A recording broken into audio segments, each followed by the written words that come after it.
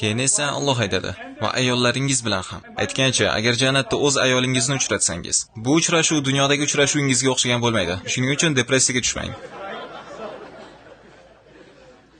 Yo'q, men jannatda ham ayolimni uchratamanmi? Men u yerda hurlarni uchrataman deb o'ylagan edim. Yo'q, men qarshi emasman, lekin yo'q, bunday bo'lmaydi. Har qanday xafagarchiliklar, kelishmovchilik juftlaringizda sizni behuzur qilgan hamma narsa yo'qoladi. Biz ayollarimizni yaxshi ko'ramiz, lekin ulardagi ba'zi narsalari bizga ma'qul kelmaydi va bu tez-tez kelishmovchiliklarga olib keladi. Lekin Alloh bizni o'zaro har qanday salbiy hissiyotlardan xalos qiladi. Sizning orangizda qoladigan yagona narsa bu sevgi, mehr, hurmat. Va siz jannatda ayolingizni ko'rganingizda hayratlanib qolasiz. Wow, nega dunyoda bunday emas eding? Chunki bu jannat. Bu yerda hamma narsa boshqacha. Dunyoda bunday muhabbat faqatgina nikohdan bir hafta davomida bo'lishi mumkin. Undan keyin esa o'zingiz bilasiz nima bo'lishini.